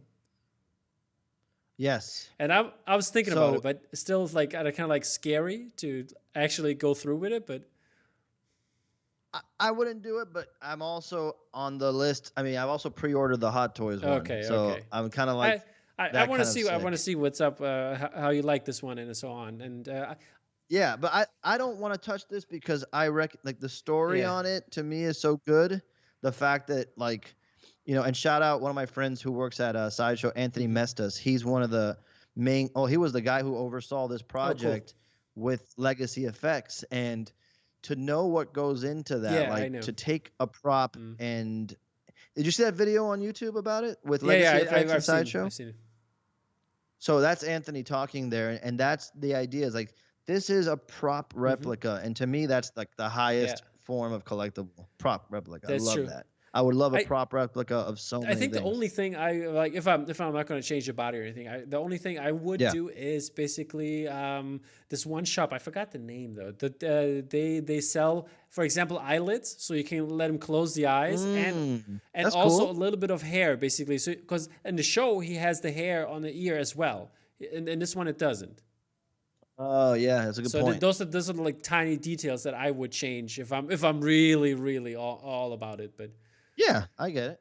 Yeah, look, and when you talk about mass mhm. production of something, because I don't think they realized how big Yeah. this was going to be, even though they thought it was going to be big, but not this big. Mass production of anything, like when you design something, even when you see the prototype, what actually gets mass produced is Hmm. never exactly the same. And so that's another one of these But puzzles that with 3D that I want to crack. And hopefully, when we start doing more and more mhm. figures, if the Daruma figure is the success that I hope and believe it's going to be, my goal is to develop more toys under the Attack Peter Hmm. company to the point where my work as much for the prints as for the toys. It's not one or the other. It's Yeah, I get. Yeah, just as much of both, yeah, that's great. I mean, and with the figures, I mean, I don't know if you know the story, what happened to me and the Grogu. No? I did a No? live unboxing. Um, Oh, and this live unboxing was fun though, but then in the beginning, okay. I cut the styrofoam away to open it up, Oh, and I hold both sides in my hand. One had the foot, the platform in there, and the one had the child in there. I set down the child because I didn't want anything to drop, and while I was holding it, you can see in the video on Instagram, people in the video, how it slowly goes out and it falls down. Fell down, and I was playing it down. I was like, oh fuck, but yeah, everything's okay. Nothing happened. Kept the show going. Didn't know that okay. anything was happening, but it fell on my toe, and I was like, oh, okay. I was doing the show. It hurt a little No. bit, but I forgot about it for a second, and then I kept talking like 5 or 6 minutes, and then I looked to my left down on the floor. Oh Uh-huh. shit, blood everywhere. It crushed my toe totally, and there was blood. My sock was full of blood, and I'm like I played it super cool. And I was like, all right guys, I think you saw enough now, because I wanna play with the toy now. I'm gonna go now. And then I turned off, and I was like, oh shit, my sock was drenched in blood. I I was like, gotta it's see like that. crazy, but I love that. you wouldn't notice if you don't know the story. You will not notice. Yeah, but Yeah, now I know. I exactly. can't It's wait to fun. watch. I love it, man. Yeah, that's the thing about doing live Mm. recordings, man. It's like you never know what's gonna happen. Yeah, I just make it part of the brand. Garbage truck on fire. yeah. Rob from Mondo, Rob Jones. He was like, dude, you should have filmed that. That's gold. That's Yeah, pure exactly. gold. Exactly. I was like, okay. I love it. But I yeah. love it, man. So So yeah, what we were saying about like what I yeah. collect. So that's mostly what I collect, and then once in a while I try to get like strange, like Japanese soap fubi Okay. versions Cool. of stuff. So like Marmot and Marusan are these companies that Hmm. create like retro style kaiju figures. Hmm. So I love stuff like that. Gango's my favorite kaiju besides Takoro, of course. But yeah, stuff like that I really like, and I just go in waves, man. Like I used to Hmm. be all in on Yeah. Hellboy stuff, and mostly like the comic style stuff, and then but I just go in waves like between like monsters and Star Wars and back and forth. I love anything kaiju, anything Star Wars is my favorite stuff, so I usually stick Mhm. around there. Yeah, my next question kind of would be what kind of print or poster did you hang up? But we're gonna go right into your new office basically, because your Ah, new office looks amazing. I'm just gonna pull it up for the people to thanks. see, and I don't know how much you've shown on the stream. Have you shown it yet? I did an office tour. Yeah, yeah. It's all, yeah, but feel free. I never showed those particular photos, Okay. so you can share 'em. But the idea is that I just moved recently, and part of what we were looking for is a house that has a garage that I can convert. Oh, that's a And garage. Oh, okay. it was a garage, yeah. And so when when I started working with Skybound, it was never part of the plans to have a YouTube show. It Mm-hmm. just wasn't. It wasn't like something I was against. It just wasn't something I was even thinking about because we were going to do conventions and all that kind of Mm-hmm. stuff. And so, when we started doing the YouTube show, I quickly had to learn about streaming and technology and the hardware and software. And I had so much help from the folks at Skybound, specifically Ian Mm-hmm. Start, who no longer who started his own company, and of course Gabby, my wife, and I have been learning along the way. So when we started streaming, we were in my old house in a small little shed that we converted, Mm-hmm. and now when we designed this, we designed a lot of it with the idea of the show involved. So darker walls, and darker wall colors, keeping everything like you pointed out before, like color wise in sync. So even the things that Mm-hmm. I've the framed and hung up, I try to have things that are black, white, or orange in them because that kind of fits with the color of everything. The display shelf with all the monsters and books on it, that's kind of like a Mm-hmm. backdrop. And I even have like zones in the garage that I'm going to be utilizing over the next, few Mm-hmm. episodes or the next, bunch of episodes where I film stuff in this section and it looks like a totally different area versus the That's other cool. side of the room. Is that by the way Yeah. where you have your desk right now? Is that like basically a room inside the garage, or is that part of the house? Because it's like looks like an L shape. Oh, well, there. So I think, well, I think you can see it in the photo, but in the garage, the um, the the last owner built a laundry Oh, room okay, in the okay. garage. So I don't think you can see it in this Not photo, really, but but I see where it I s- is. I see where it is. yeah, It's behind you, yeah. basically, right? And so right, so that's why it feels like an L shape because it would be normally a big square, but Mm-hmm. they enclosed the laundry room. So I have like a big L, Big L, rest in peace. big L. Just pointing it out here. Yeah, man. I love it. Yeah, so that's it's kind of like a workspace studio. It has to be both. It can't be more of a Mhm. studio for production than an art studio. It has to be Yeah. both. It has to be What do you useful. have what do you have all in there except like basically the filming, the film studio, the Yeah, desk where you do probably the carving and printing, I guess. And is there something yeah. more, like I don't know, because I definitely could see there should be room for a 3D printer for you. Well, I've never really learned too much about 3D printing. I've always wanted to. It's just something I haven't had a chance Mm. to get into. But essentially, I do all my work there in the center with the two big warehouse packing tables Mm. combined. Behind them, I think in the other photo next to the orange chair, you can see my flat Mm-hmm. file. And then off camera, you can't really see is my little printing press. Yeah. So I have a little printing press there. So that's the majority of what I use the space for: carving, inking, printing, and Mm. storage. And then everything else is built around All that. right. Okay, so speaking of working and stuff like that, is there something what you're working on that we haven't talked about yet, or you can talk about as well?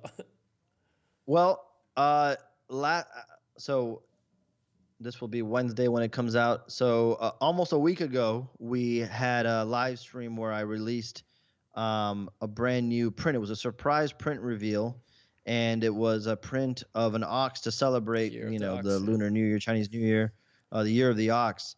And it was a lot of fun. I think by now they're probably all Yeah, sold out Peter. because they By the were way, your almost sold out camera when we is were. off for a second here. Oh crap! I gotta learn that. I got a camera plugged into an Oh, Elgato okay. thing, and then I don't know why it times out. Do you know about that? You can help No, me no, there. I use it straight from USB, so no Elgato in Yeah, I between. have one camera straight USB. I just ordered a multicam switcher, so Okay, this won't be a perfect. problem anymore.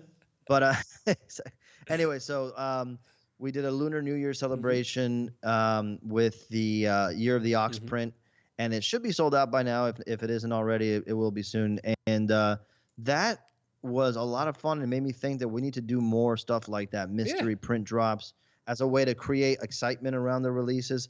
Events, I'm very into hype and Mm-hmm. events and community coming together, and so we're probably going to explore that further. But like we said earlier, this Friday is the Mm-hmm.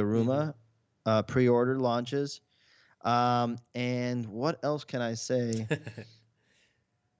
Um, I'm already going to be hard at work by the time that this airs on my next Mondo Hmm. print, and we're already work. Let me see what I But can by the say. way, We're saying that, did you do some remarks on the print? Because I seen that I that's did. what I was wondering. Because that's very cool. Can you talk about that for a Yeah. sec then? Oh yeah, man. So I noticed. Shout out one of the best artists out there, Jason He's the Edmiston. man. Um, he's the man. Whenever he does his, I mean, he's a guy that knows how to run a business, man. That guy's brilliant. I follow him very closely because I love how he Hmm. operates. Also a very nice guy and very Yeah, generous with his yeah, time and advice. When I see that when he does his APs, he would do these embellishments or sometimes a whole yeah. remark. And by the way, the word remark is not really good enough to describe what he does on his prints. He has like full mini paintings Yeah, and it's crazy. drawings on them that could be their own piece There's of art. The there's guy's via amazing. spoke art. They Rich Pellegrino. I don't know if you heard of the artist, and Hmm. he's doing like those basketball prints. And he did like a Mm. Jordan series. He did Kobe. He did LeBron, I think. And they were like the last one. He did all the like or important Jordan sneakers. And they were all sneakers. And he because he used to do on his prints like the first one. The first one was super cheap to get. I guess like it was a timed edition as well. And he did a lot of remarks, and it was super cheap. And I think because so many people ordered that because for the remark itself it was worth the price. But I think now they figured out they can't do that anymore because too many people will order, and now they do timed editions. But you can still order a remarked edition, which was like I don't know, 150 or 175 just for the remark, and the print itself was 50 or so. But the remarks are just incredible. I really love the idea, and yeah, it's great. So yeah, that's the thing. I started seeing that phenomenon. I'm like, well, this is a great way to further add Yeah. value, further add legitimate scarcity, and reward people who want something extra, you know. And so, um, when we released the Ninja Turtle prints recently, we did well. First, we did the Godzilla Mm, prints, Godzilla versus Mecha mm, Godzilla, and I did a little flying Mecha Godzilla stamp under mhm. the print, and we only did 10 like that. And I thought that was going to be way too many because, of course, it's a lot more work. It's Yeah, like yeah. the carving is substantial, and so I said, okay, well, we'll charge 200 for the Mhm, remarked ones, only mhm. 10. And I thought we're not going to sell out of these. We're going to have extra because no one's That's going to like the pay first they 200. sold out, right? They, The first thing. I know. Not only that, I got people messaging me like, "How dare you only release 10? Why are you making it so scarce?" I'm like, "What? Okay." So It's the all your next fault. All time your fault, around, Peter. well, luckily we have amazing people in the Attack Peter Hmm. Print Crew Facebook group in the community that always will message me like really positive feedback, like, "Hey, have you ever considered Mm. this?" Or "You probably thought this, but try this because this is what so and so does and it works out really well." And so I'm so grateful for them. Shout out to the moderators and all of them. They're awesome. For the attack for Godzilla versus Gigan, I put a flying Mm. Gigan, a little bit bigger, put him right at the bottom. This time, out of the 50 APs, instead of 10, I made 20 Hmm. remarked ones. I thought the same thing. Too many. We're gonna have leftover. Same thing. You know, it flew, and I love it because trust me, I love being able to make those little Yeah. stamps. It's fun. And so for Son of Godzilla, which we just released recently, Mm.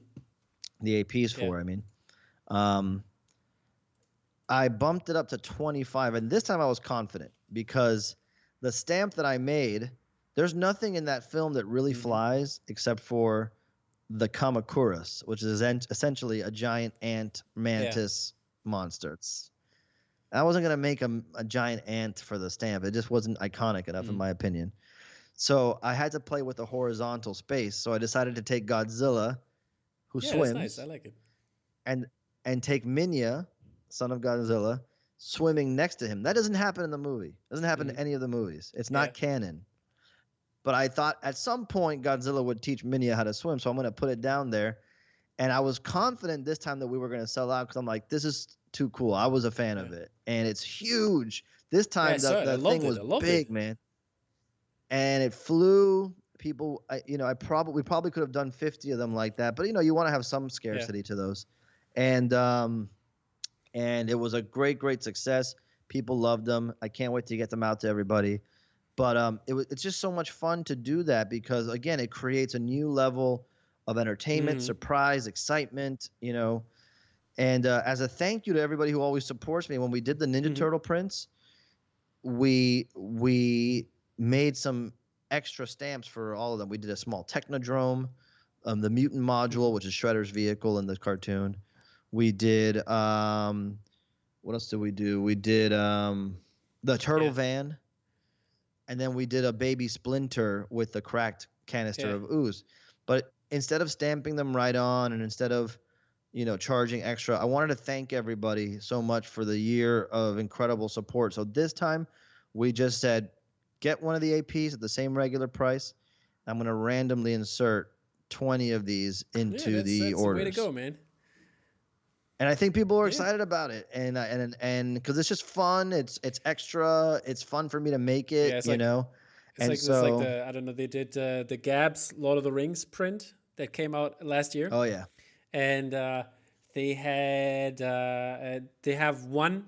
only one glow in the dark version, and love it. Anybody of those 1,400 something timed edition plus I don't know, let's say 300 or whatever it was for the variant there's one person is going to get one. I have my fingers crossed though. That's so cool. It's going to be exciting if the person hopefully the person is on Facebook to just post it, I love that, man. Yeah, that's a fun thing when you actually know who got it. By the way, is it possible to do your kind of prints with like UV reactive inks? I gotta look into it. I bet it exists. I'm very friendly with the company Speedball who makes the ink that I use, and they have such great color selection. I don't know if they have that, but I'm gonna look into it. People have mentioned it before. I'd have to experiment with it and check it out and see, but maybe we'll have to like engineer something. Quick question on how to do this. Is it possible? I mean, there's only a certain amount of prints you can do, but I'm gonna talk about that in a second. I was wondering, like screen printing is like the separation and you do the layers. Is this kind of sort of like layer-ish printing? Is that possible with this kind of artwork? Absolutely. It's just what happens is with screen printing, you have these screens that are all the same shape and size for the most part. They're rectangular, frames, and you stretch. Okay, and then you have different layers, and then the paper is set in such a way that it lines up the same way over and over again. With linoleum block printmaking, you definitely can, and plenty of people do it. Multiple layers and all that. I don't do it just because when I was starting to do these on a larger scale, I noticed that the only color combo that I got no complaints with was black and white. But I used to do, for every design, I would rarely do black and white. I would do every other color paper you can imagine, every other color ink you can imagine.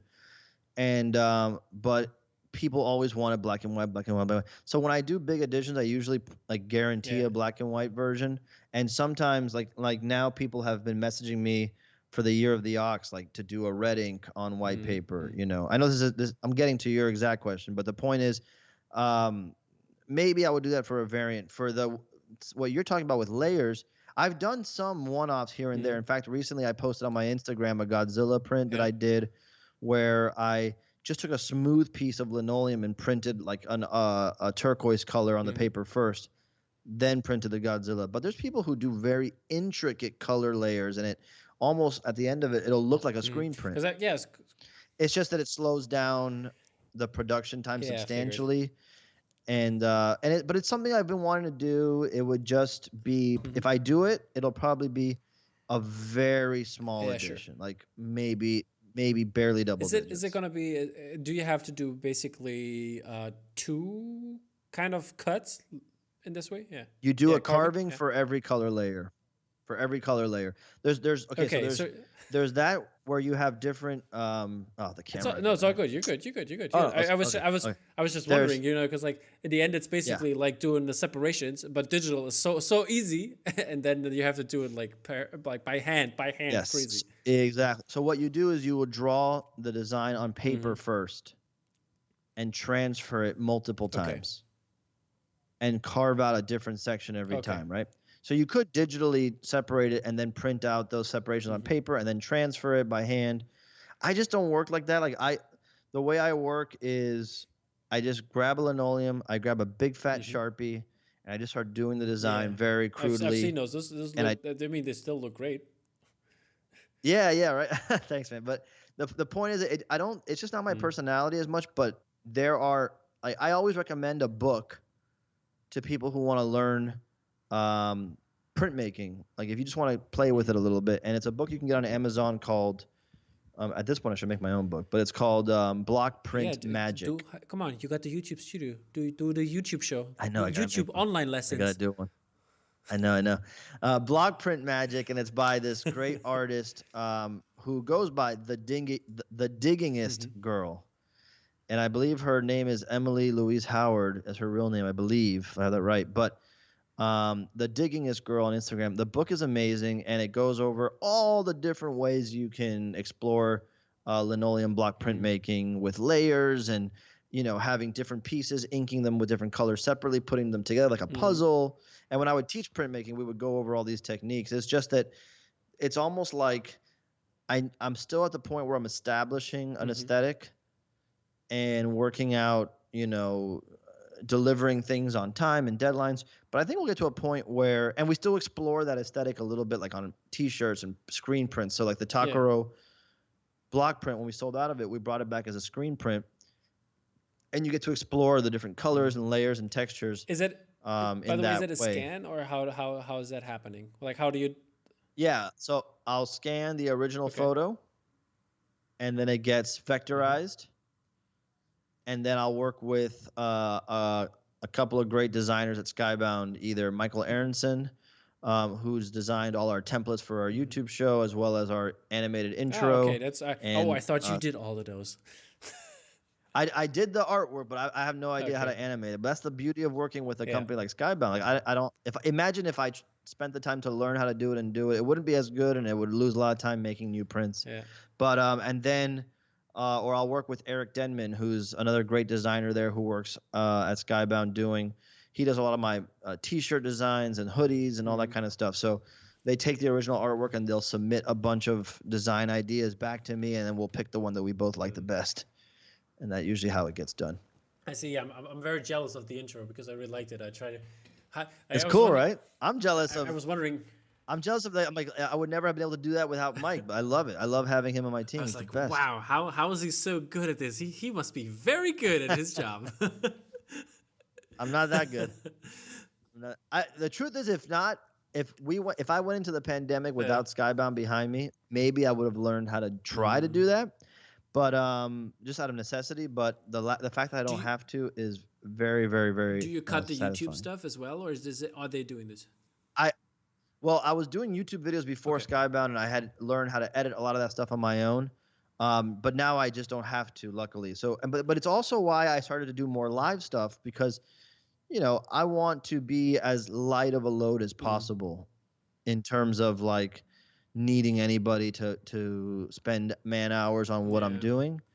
Because I always want to bring the most amount of value and the least amount of burden. Not that they think of me as a burden, but I just don't want to say, okay, now you got to edit my Yeah, video. I know what you But feel. when we do a pre-recorded thing, like when I do the process videos, yes, they'll edit it for me and they'll splice it together. When we do the live stuff, it's all Gabby. Okay, okay, that's nice. Yeah. Yeah, it's like because I Mhm. know how much like time you invest in like editing and like doing the videos, preparing the videos, and like my process is as I mentioned, because like I ask always the artists for like images and stuff like that, because like this is the way for me, so I cut down on the editing time in the end. And like Yeah. this helps me with OBS doing the live edit thing, and Yeah. it's basically doing a live show. Yes. But I can cut out Yeah. some parts. Totally. It might be a fun thing in the future where yeah, sure, you can cut out some parts. That makes total sense. But that's the whole. This is what a great time to again shout out Skybound, because a lot of people ask me like about the relationship with Skybound, and it's just what we're describing is they're investing in me, but they're also taking everything off my plate that doesn't need to be on my plate. So because they're a great company, they have in-house designers, they have in-house editors, they have in-house PR people and managing, and so all I have to do, I can't fully tell you just how wonderful it is to be able to wake up in the morning and say, "Oh, I have to design that new poster for Mondo today." Today I'm going to work on that new blank for Sideshow, or I'm going to work on that new takoro design. And that's all I have to think about. And it allows me to do my best work efficiently and not have to worry about other things that, while I might enjoy editing a video here and there, it's too many separations. It's not a specialization. And they value me focusing on my specialization, and it just makes everything easier. It's why I think that in the future, more companies will value artists like this as a brand in and of themselves. Are you telling me that Jason Edmiston doesn't have value as a brand? Are you telling me that Tom Whalen wouldn't be a value as a brand? Are you kidding me? They work for everyone. They do stuff for everyone. They don't need any support. Is the truth? They're good. But if they found, imagine if a company found, Greg Ruth right when he was starting, and invested in them, right? And so it might be a thing that in the future some artists choose not to do, some artists choose to do. It makes my life a hell of a lot easier, and it's on my mind all the time to do my best with this opportunity so that someone else can get the opportunity in the future. Can you walk us through your process on how you do your print, and like how they come out, how you like to come them out, Yeah, I think that was right. Yeah, Come out. Yeah. I don't spend a lot of time sketching. I sketch my ideas out digitally, and they look very crude. Like I posted on Instagram the other day a process sketch video time lapse of my Son of Godzilla print. That's as far as I take the prints, is just so I can get them approved if I need approval, or just as far enough so that I know what I'm doing. And then I basically replicate that crude drawing in Sharpie marker on my linoleum. And then I start to refine the details with a white colored pencil. I just go over and make little highlights, little details. And even then, it's still kind of crude. It's why I post those pictures to show people the different stages, because it's an unusual approach, even for printmakers. Yeah, most printmakers are way more type A, way more like organized, and mine's a little seen bit sketches. Like, for example, Rory Kurtz, he did the sketch. He called it a sketch. Basically, it was a finished print, but it's okay. Yeah. I got to see the other day some Florian Bertmer sketches that I don't know if everybody has seen, but through the Mondo stuff, and they were so outrageously good that he could have just printed my good German buddy Florian. Yeah, exactly. And but it's just to say that people spend a lot of time on their sketches. I'm not that guy. And sometimes the other thing is too, even when I tighten up my sketches, when I actually carve the design out, it looks different than what I would have been able to draw. It just has a different look. So I don't spend a lot of time on the sketch phase, and I just get right into it. And when I'm carving, it's like I'm calling on this library of forms and shapes and patterns and visual language from all the influence I have, from all the Japanese and Thai artwork that I look at, from all the tattoo artwork that I look at, from all my favorite comic book artists that I look at. And I just kind of like pray to the art gods, and I say, all right, guys, come through now, please. And it just starts to kind of take shape. And sometimes I don't feel like it's even me doing it. It just kind of comes out, and I go, hey, this is better than I could have ever planned on it being, or this is not what I expected. Hopefully I can make it look good. And I just kind of ride out like that. So it's kind of chaotic, but it allows me to work quickly and efficiently on a handmade item. Yeah. Is there we talked about like how they come out and stuff like that, and you mentioned somewhere there's only a certain amount of times you can print one of your like cuts, little cuts. Yeah, the edition sizes are pretty close to the most I would ever print.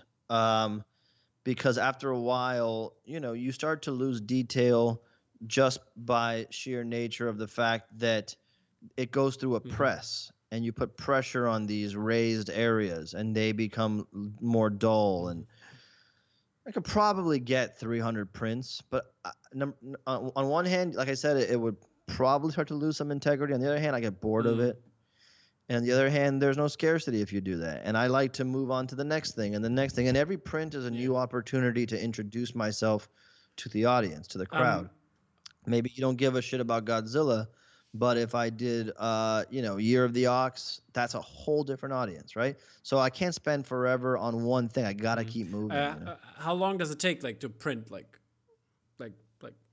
Each print takes about, like, for me, about 8 to 10 minutes. That's just running it through, inking it and running it. Yes, but the carving takes like from the big ones about a week to 2 weeks of like full 8-hour days. Is that, by the way, the printing process? Can it be like? Could it be faster, like by other technology, basically, or? Actually, I am faster. I am faster than the average printer when it comes to printing. When I first was talking to Andrea Ordonez about doing prints, and I told her how many prints I needed and how much I'd be willing to pay her, she's like, "Are you crazy?" And I'm like, "What do you mean? Like that's not enough money for all those prints." And I'm like, "Well, let me show you how I do it." And she goes, "Oh," and then he goes, "Okay, deal." And I think I helped make her much more efficient through the process because printmaking is a very traditional medium. There's a lot of I hope you take 10% now. No. She deserves more. Frankly, she's such a great worker. But the point is that there's so many rules and traditions in printmaking, strangely, and I'm not that guy. So I kind of just say whatever works for me is what works for me. What would you say was the most challenging idea you had so far? The most difficult thing I did was that takoro print with the crowd, because there was this tug of war between what I wanted to do, what they wanted to see, and designing live, and then after the live experience ended, reflecting on it and go, did I want to do this or should I do that? And I'm like, no, stick to it because that's what you did. And that's difficult because I usually have so much autonomy. To share that was like a psychologically difficult thing. Not that it was actually physically difficult at all, but it was like a strange experience. But I'm glad I did it because you get pulled in a direction that you never would have gone, and I think you expand your understanding of what great images can look like. So that was very challenging. And every time I'm working live on the spot, it's challenging. But it's just you just do it. So what is an IP or ID you want to work on? Well, I until I get to do it officially, I want to work on Hellboy in some way. I want to check off all my boxes. So I've done Godzilla, and I feel so blessed to have done it. I never thought I would have the opportunity, not even to mention how much of it I got to do. But I wanna do Hellboy stuff. I want to work Star Wars stuff. But what I really want to do is design conceptually in my style for more 3D. Yeah, okay. So like I think that the idea of this design style is unique, but it's going to even be more unreal and unusual when we push it to the third dimension. That's really going to stand out. It's because you don't see it. The idea, the styles that I am influenced by, you rarely see translated into 3D. Yeah. So when we blend all that together and put it together in 3D, that's where I want to be. Hopefully a year from now we're having this conversation and there's like a bunch of stuff that already in the pipeline to talk about. Also, would you like to go into sports or music? Do that as well? Like totally. There was I designed an album cover for Brian Altano, who's a great DJ musician. He also works on IGN doing great content over there. But I would love to work with some other bands and stuff like that. Those gigs are notoriously not great pay wise, and you still have to put the same amount of work into it. But I would love to work with some of my favorite bands. We'll see. There's some stuff that I would that almost happened a year ago that would have been really cool, but kind of fell apart. But there's always a chance. You never know, Alrighty. man. Then let's come to my one of my favorite questions, which is which classical artist would you like to see make a film poster, and which movie or franchise would it be? Let's see. I would love to see. The funny answer would be to say Rothko doing Yeah, anything. that's But what Oliver Barrett said. Oliver Barrett said Rothko. did he really? He's going to do Mad Max Fury Road. But it would just be like the color of the sand and the color of the sky. Well, I would love to see. Man, how about getting to see MC Escher doing Wanda some Vision. Twilight Zone stuff? Oh, yeah, that would be perfect, right? Something like that. Yeah, like a WandaVision. I would love to see MC Escher doing like Twilight Zone, like episode posters. All right. That'd be really cool. Yeah. Sounds good. So this the last kind of question here is, do you have any tips for beginners out there when it comes to, like, I don't know, hardware, software, utensils, social media, and going into the art world? Yeah, to me, the best bit of advice I ever received, and the one that I would give, is to literally follow where your energy is. So when you get up in the morning, if you didn't have to earn a paycheck, what would you do? And how would you do it? Like, what's the fun way to work for you? And so then I would take that bit of information, when you're honest with yourself about that, and add to that reverse engineering where you want to end up. So for me, I've always wanted to be the guy that can wake up, go into a studio, work with other people when I want to, and not when I don't, and then just make cool stuff. It's very open and loose, but that's exactly what I wanted forever. And then how do I get to that point? And now I'm reverse engineering. How do I get to the point where I own a toy company and a print company, and we're producing video games, and we're licensing our creations for film and that kind of stuff, right? So it's take whatever outlandish end goal you think you have to be over the top with your goal, and then reverse engineer. And you have to be over the top because you may not hit it. But if your goal is so high up and you come 80%, 70% of the way, you still are killing it. And that's my overall perspective on that. But in terms of practical application, you want to get good at this, learn how to draw realistically. Try to be Greg Ruth. That's the goal. Put Greg Ruth in your sights. You're never going to beat Greg Ruth. But if your goal is to be as good as Greg Ruth and you come 50% of the way, you still might have a career. That's how good he is. And once you master understanding stuff like that, look for different styles that appeal to you, and then start bringing all these styles in. You're never going to be as good as the legends out there.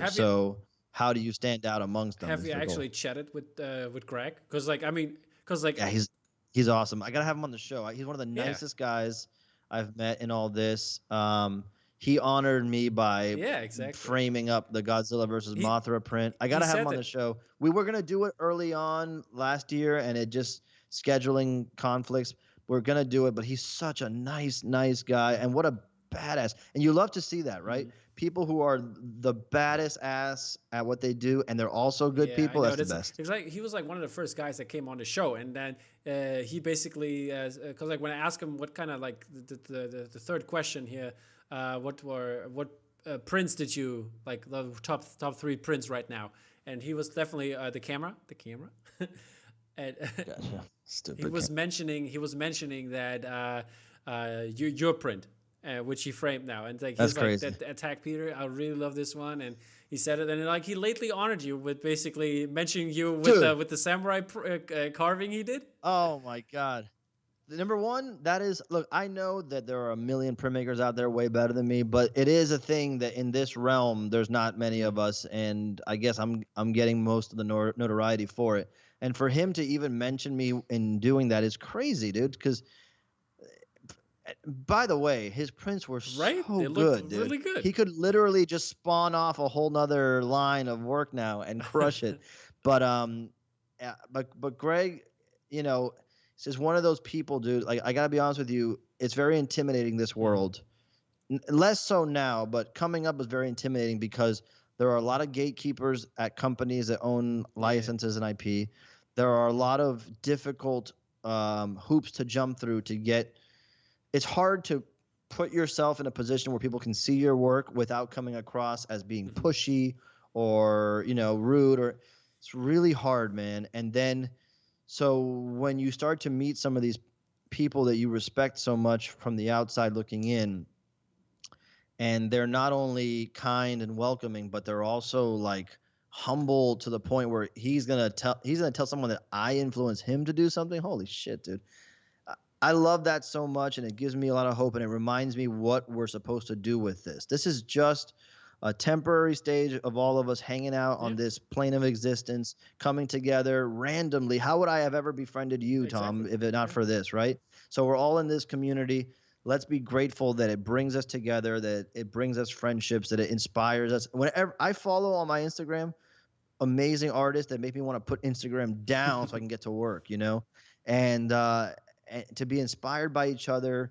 You're doing a show. It's probably the most important show that we have Thank in you. this world now because it collects and focuses on everything. And there wasn't really one before you were doing it, and not to this level that people are aware of. And think of all that. It just everything was Mm. building around this. So we have to be grateful for folks like Greg that communicate and model that energy. Yeah, I he's love such a Greg. He's great dude. awesome, man. I also love his he did this private commission for Doctor Strange, which also looked amazing. Did you see that one? Oh, Jesus. his pen Right? sketches, dude. Like I'm in love with that He's style. I have a Scott Morris yeah. pen sketch over here that is in that gestural style. If Mondo should get Greg Ruth to do his next Yeah, poster in right? that gestural Right? pen style. Holy shit, dude. And then that would translate so well as a Mm, reprint on a real art like Reeves BFK Arches mm. paper. Oh my god, that would Yeah, be it's awesome. it's it's crazy, and you can buy all those OGs. I think is it today Yeah. even? I think it's today, or Yeah, I saw him post I something think it's about it. today. Yeah, for Yes, the M group. like while we're recording today, last Friday. Yeah, yeah, There was yeah. but some of them might be still up. So check it out. The recursive original So sketches. good. I mean, and yeah, I said on the last podcast, on a release podcast I did on last Wednesday, that I basically, if I'm gonna commission Greg, I just want him to draw flames and smoke because they look so amazing. They look so So real. good. It's incredible. So But good. yeah. Okay. Before Love you it. gotta go, I want you to let the people know where they can find you on all the social media, internet, wherever. Yeah, so fortunately I'm at Attack Peter almost everywhere. On Facebook I'm Attack Peter Art. I don't know why I wasn't able to get Attack Peter, but anyway, Attack Peter Art. But you can also check out the Facebook group Attack Peter Print Crew. I can't say enough great things about it. Started by fans, collectors of the work. They get together, they buy, sell, trade older prints of mine that are no longer available. They don't scalp each Hmm. other. They are poster buddies for each other. I got to thank two Ryans, Aaron and Timmy, who run that group. All the people in there are so awesome. And then on YouTube, if you're here on YouTube, subscribe to my channel, Attack Peter, where every Thursday we have a live stream celebrating, some new fun art that we're working on. Gabby and I just host a hang basically in the studio where we talk about fun, nerdy stuff that's going on. We make work, we sell work, we drop exclusives there. Like if you want my APs, you got to go through there. If you want the remarked editions, it's got to go through there. And we're getting to know the community by name. It's just awesome. We have guest conversations. I'm really excited about that channel. And then again, tomorrow, because this is Thursday, this is Next coming out next Wednesday. Thursday, Next you Wednesday. said? Next Wednesday. Okay. So Friday, the 19th, Skybound Expo on the Skybound YouTube channel. We're going to take the pre-orders for the super limited Daruma figure, the first ever Attack Peter figure. I think it's going to be a game changer. I think it's going to be one of those ones that people try to get later on I eBay and all think you're that kind so of right. stuff. And yeah, man, and knock on wood. And hopefully, what I really want it to be is the launch of an Attack Peter toy line where we can do a lot of fun stuff, not just with my artwork, but artists who I really love, and I want to see them have their work in toy form as well. So you never know. There you go, people. You heard it here. You heard it Thank you, first. Tom. Thank you for coming on. But you basically gave shout outs, but I wanted to give you also the opportunity to shout out family, friends, thanks, man. artists, whatever you want. So Dude, so yeah. go ahead if you want to. Oh yeah, like I said before, I have the best team, and that's my family, my immediate family, my wife, the Skybound crew, just amazing. Like all the great companies that have supported me, along the way. Sideshow, Super 7, Mondo. I don't want to name Marvel's been great. I don't want to name too many because I'll leave somebody out, but. Just so grateful, man. Just so grateful to be here hanging with you guys and can't wait to do more fun stuff together. So Perfect. cheers, man. All right. Thank you so much for coming on, Peter. It's been such a pleasure to have this long interview version. I mean, the first talk we did was also really nice, and can't wait until the next one. So people join Peter on his YouTube live streams, also Instagram or in the fan group. He's very, very close to his to the fans, so that's definitely something to hold on to. So, and you definitely can enjoy this man and his joy for this hobby that we all share. So that's great stuff. Thank you again, Peter, for coming on. And we'll see you guys next week for the Release Podcast. Take care, guys.